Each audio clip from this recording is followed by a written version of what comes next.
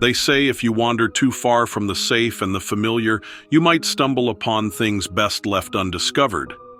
In the murky underworld of Kentucky's endless caverns, a hidden hatch in New Mexico's desert backcountry, and a mysterious gathering in Montana's silent plains, three travelers each found themselves toe-to-toe with unsettling secrets. Ancient rituals, cryptic strangers, and hushed warnings. Reminders, perhaps, that the heartland of America holds far more shadows than meets the eye once night creeps in. And now, they're sharing their stories, hoping someone might shed light on the darkness that still keeps them awake. Step into the abyss, and welcome to Weird Encounters, a place where the ordinary fades into shadow and the unexplainable comes alive. Make sure you hit the like button, subscribe, and join our ever-growing community of the curious. Your support is the lifeblood that keeps this channel alive. Now, prepare yourself, for what you're about to witness is not for the faint of heart.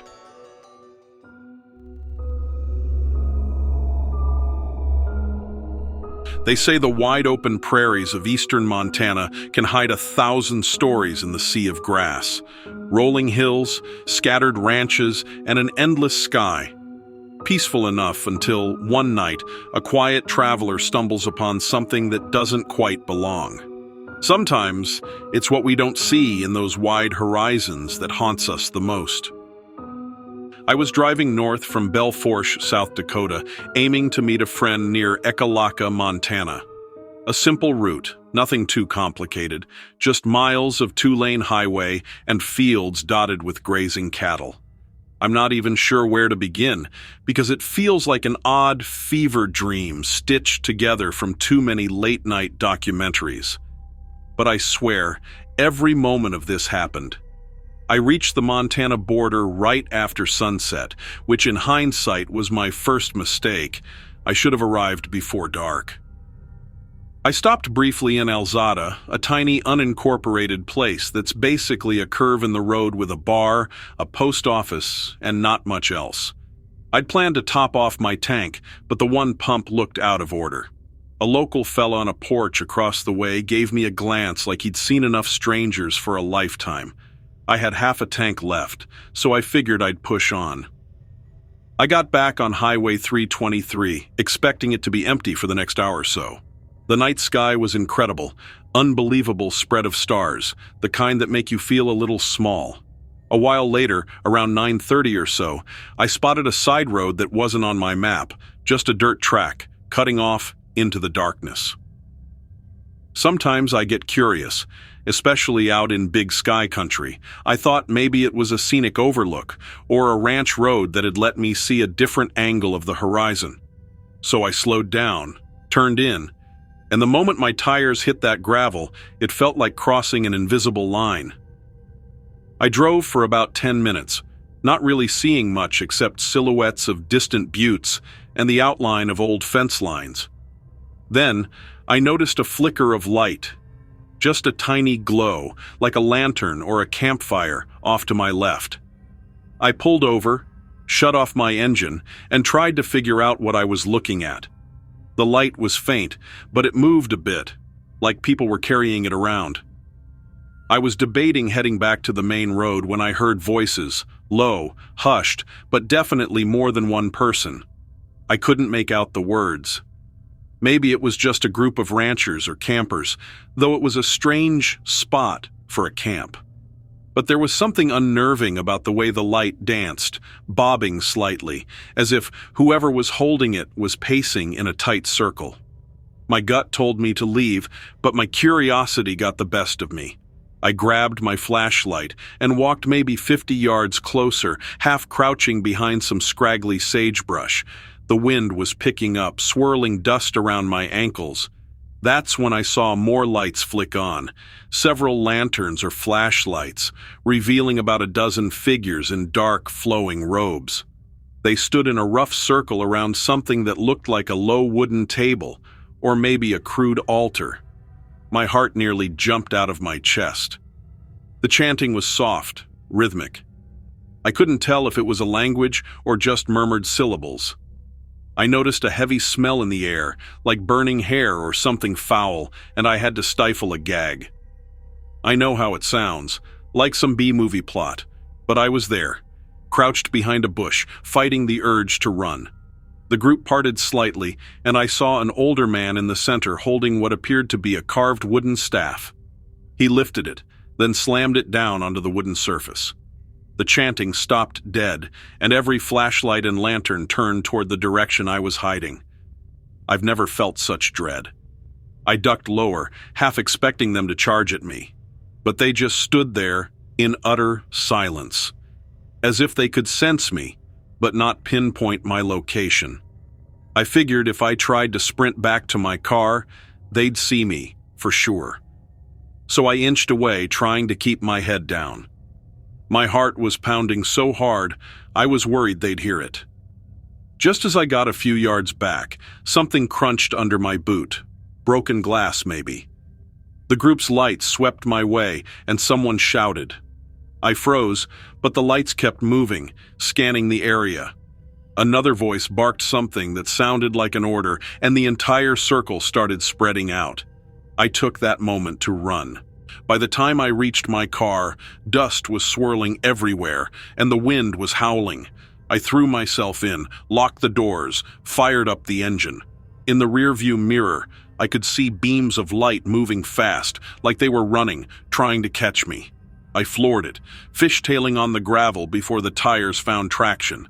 I sped back toward the main highway, the entire time expecting a truck to appear in my mirrors. But no one followed. I reached Ekalaka around 11 p.m., found a gas station that was thankfully still open, and just sat in my car for a good 15 minutes trying to calm down. The attendant inside shot me a look that said I probably looked white as a sheet. I asked him if there were any local groups who do night gatherings, and he just shrugged, said folks keep to themselves around here. I pried a bit more, and he muttered something about rumors of robed strangers near Medicine Rocks State Park, but that's miles from where I was. He said sometimes ranchers report weird bonfires on remote properties, but no one digs too deep out of fear of stumbling into something they'd rather not see. The next day, I tried to drive back to that area in daylight, but after an hour of searching, I couldn't find that same dirt road. Everything looked the same: dusty tracks, fence posts, rolling plains. It was like the place had swallowed itself. That evening at a small motel, I overheard someone talking about cults in the region, how they meet in deserted areas and practice who knows what. It's the usual small-town rumor, of course. But the one time I mentioned seeing robes, the guy's face went pale. He said a relative of his once caught sight of a group wearing dark hoods in the countryside near Baker, Montana, and after that, the relative rarely left home at night. I left Ekalaka the following morning, telling myself I was just relieved to be putting distance between me and that memory. But I couldn't shake the image of that group standing around that table, or the way they moved like they were rehearsing an old routine, something ancient and practiced. I felt almost guilty for seeing it, like I'd violated a boundary. On my last night in Montana, in a motel near Miles City, I tried to do some quick online searches about robed gatherings in southeastern Montana. Nothing substantial came up, just some talk about fringe religious sects and a few conspiracies referencing government cover-ups of desert cults, all too vague to tie anything directly to what I saw. I did read an article about missing livestock in Carter County, though, with no culprit found. That was enough to make me lose my appetite. I drove straight home the next day, half expecting an unfamiliar vehicle to tail me all the way. I'm sharing this because it's been eating at me. If anyone else traveling through southeastern Montana encountered something like that, I'd feel less insane. The robed figures, the chanting, the abrupt hush, it still wakes me up in cold sweats. It's not like I can tell a friend or coworker about this without sounding like I made up a ghost story. But I'm telling you, I was there. I heard them. And I think they almost heard me too. If something like this has happened to anyone else, Or if folks around there know more about these gatherings, let me know. Maybe the less we keep these things in the dark, the better. They say it's the quiet ones you have to watch out for, and in Kentucky's rolling hills, past the neat rows of farmland and gentle slopes, something far from quiet stirs beneath the surface. Down in the caves and hollows where sunlight rarely reaches, whispered rumors hint at a secret that might be even darker than the limestone tunnels winding below. I was in Cave City, Kentucky, just outside Mammoth Cave National Park, late in June 2023. The plan was to take a short vacation, see the caves, maybe rent a canoe and float a portion of the Green River. Nothing fancy. I've always been drawn to the eerie hush of underground caverns, the cool air drifting through rock corridors. Everything was normal at first. I toured the historic entrance of Mammoth Cave, with the park rangers guiding us through the well-lit paths. There were families, retirees, the usual crowd. After the tour, I wandered off on one of the trails near the visitor center, just wanting to clear my head. That's when I noticed a small, unmarked dirt path branching away from the main route. It looked more like a wildlife track than anything else. Curiosity got the better of me. I walked for maybe 15 minutes, snapping pictures of the forest canopy above. It was muggy, and the cicadas were droning loudly. Then, all of a sudden, the woods fell quiet, as if someone had flipped a switch. No birds, no insects, just silence. It was unnerving, to say the least. I saw a faint opening in the distance, like another cave entrance. This area wasn't part of any official tour. I took a few hesitant steps closer, and that's when I heard the distant echo of voices, low and steady. Could have been chanting, or maybe just muffled conversation. But it had a rhythm to it that made my skin prickle. I tried to reason it away. Maybe it was just a group of adventurous locals exploring a hidden cave. Then I caught a whiff of something foul, like decay mixed with damp earth. It hit me so hard, I had to step back. I decided to hightail it out of there, but on my way back, I thought I heard twigs snapping behind me. I glanced over my shoulder, half expecting a deer. Instead, I caught a glimpse of a tall figure in dark clothing. They vanished behind a tree as soon as I turned around. By the time I made it back to a more traveled path, I was practically jogging. Later that evening, I tried mentioning to the motel clerk that I might have stumbled on an unofficial part of the cave system. She gave me a strange look. She asked if I'd been near the Forbidden Holes, which apparently is local slang for some sealed-off cave entrances in the park's outskirts. She muttered something about rumors of a cult that uses those caverns for gatherings, and that a few people have gone missing over the years. Then she quickly changed the topic, clearly uncomfortable. I couldn't let it go. I spent the next day kayaking down a calm stretch of the Green River, and halfway through, I came across a group of college kids who said they'd heard stories of cannibal cults rumored to be hiding in the deeper sections of Mammoth Cave. Tales from the early 20th century that never really died. It was obviously local lore, or so I wanted to believe. But a few of them swore that park rangers sometimes block off certain trails with no explanation, and that folks occasionally spot official-looking vehicles well off the main roads at odd hours of the night. That same night, I drove to a local bar in Park City to see if I could talk to more people. I got into a conversation with a guy who claimed he used to work for an excavation crew contracted by a government agency. He wouldn't name the agency, but he hinted they were doing subterranean surveys near Mammoth Cave, searching for abnormalities. He stopped talking when I tried to get specifics. It was like he'd said too much already. He left in a hurry, leaving me more perplexed than before. Back at my motel, I kept replaying what I'd heard, and an uneasy dread settled in my gut. I opened my laptop to do a bit of research, but the Wi-Fi was spotty. I recalled reading somewhere that Mammoth Cave is the world's longest cave system, with miles and miles still unexplored. The idea that a hidden cult could use uncharted chambers isn't entirely off the table, especially if they knew the layout better than any official guide. And if it was a cannibal cult or something similarly horrific, maybe the hush-hush presence of a government agency was there to keep it under wraps. The thought made my skin crawl.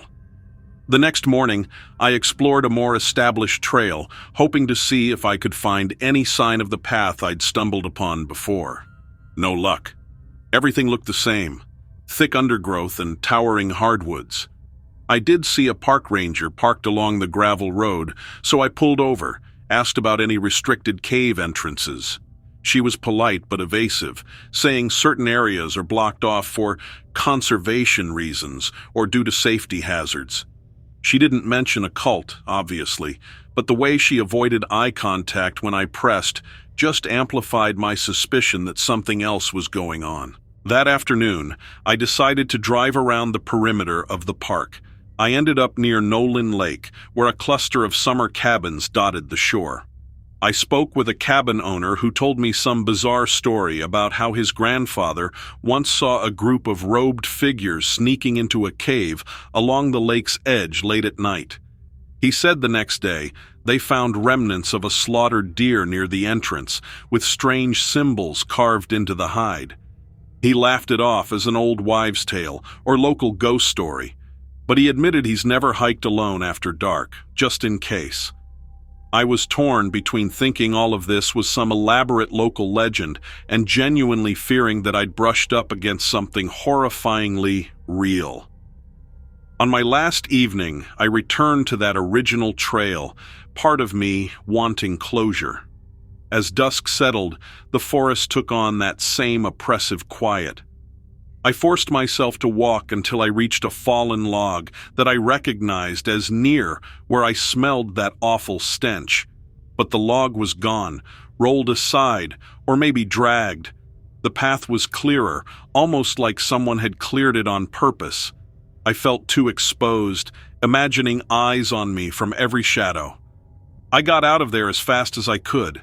Since then, I've gone down internet rabbit holes about rumored cults in rural America, especially in cave systems.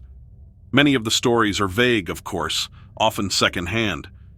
But a few details match up eerily with my experience: the robed figures, the foul odors near hidden cave entrances, even claims of local law enforcement turning a blind eye for fear of government interference or something else. I don't know how much is real or how much is folklore that latches onto a place as mysterious as Mammoth Cave. All I can say is, I left Kentucky with a heavy feeling that I'd stumbled too close to a secret that's best left alone. Whether it's a genuine cannibal cult, some fringe group performing dark rituals, or just a string of coincidences fueled by old legends, I can't shake the memory of those muffled voices echoing from the cave entrance. And the figure in the woods, whoever they were, clearly didn't want company. I'm hoping maybe someone else has had a similar brush with the unknown in that region, or has heard rumors of some government involvement. If nothing else, maybe it'll serve as a warning. New Mexico. Land of enchantment, of endless skies and stories that stretch just as far.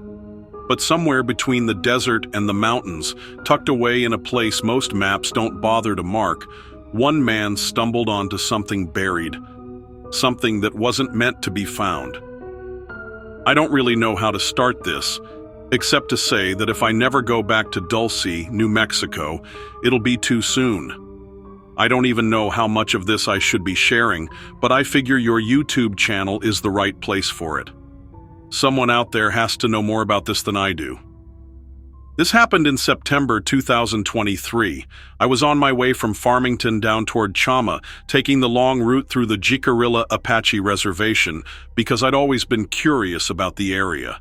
I'd read stories about Dulce Base, the underground facility that supposedly houses some top-secret military experiments, but I never actually believed in any of it. Not the aliens, not the human experiments, not the deep tunnels stretching beneath Archuleta Mesa. Just wild conspiracy theories, or so I thought. But the thing is, when you drive into Dulce, you start to get the feeling that people know something you don't.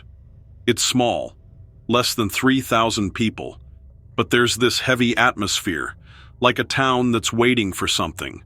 And maybe that something has already happened, and nobody's talking about it. I stopped for gas at a little place just outside town. No name on the sign, just a weathered old Phillips 66 logo. I went inside to grab a drink, and the guy behind the counter, an older man with deep lines in his face, asked where I was headed. When I told him I was just passing through, he kind of squinted at me like he was deciding something. Then he said, real low, "Stay on the main road." That was it. Now, I probably should have listened. But I've always been the kind of person who hears something like that and immediately wonders what happens if I don't. So, I drove around the outskirts of Dulce for a while, looking at the mesas, the valleys stretching out toward the Colorado border. The land out there feels untouched. Like whatever's been through there left it exactly as it was, without disturbing a thing. I noticed an old dirt road branching off Highway 64. No signs, no markers. It looked barely traveled. My first thought was that it might lead to an old mining site, or maybe a ranch road. I pulled off and started down it. About a mile in, I realized I hadn't seen another vehicle or house since turning off. Just sagebrush, distant hills, and a sky that felt too big. I kept going, figuring I'd turn around in a bit. Then, out of nowhere, my radio cut to static. Not just a little interference, full-on, ear-piercing static. I reached down to turn it off, and that's when I saw something ahead. There was a break in the land, a sharp drop-off into what looked like a dry wash, and at the bottom of it, a hatch. A metal hatch, half covered in dirt, like it had been there a long time. It was big, maybe 6 feet across, with no markings I could see. Just a simple metal wheel in the center, like something out of an old fallout shelter. I don't know what came over me, but I pulled over and got out. The second my boots hit the dirt, the air felt different, thicker, somehow. Like the moment before a storm, except the sky was clear. I walked closer, looking for any signs of who might have put it there. No tracks, no tire marks. The hatch itself was dusty, but solid. I reached out and put my hand on the metal, and it was ice cold, even in the heat. Then I heard something behind me, a low hum, almost like an engine but deeper, vibrating in my chest more than in my ears. I turned fast, expecting to see another car, maybe a rancher or someone coming to tell me I was trespassing. But there was nothing. No wind, no birds, just that hum getting louder. I've never felt true fear before. Not the kind that locks up your limbs and makes you feel like you're standing at the edge of something you were never supposed to see. But that's what happened. I took one step back, then another, and as soon as my foot hit the edge of the dirt road, the hum stopped. Silence, like it had never been there at all.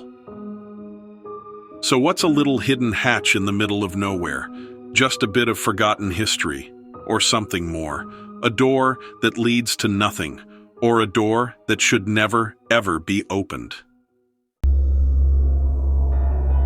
My dear watchers, your presence is a gift. Thank you for your time, your curiosity, your courage. But remember, there are others who wander, unaware of the dangers that await. By liking this video and subscribing, you offer them a light in the darkness. Support our channel and keep the stories coming, simply by giving a thumbs up and subscribing and sharing.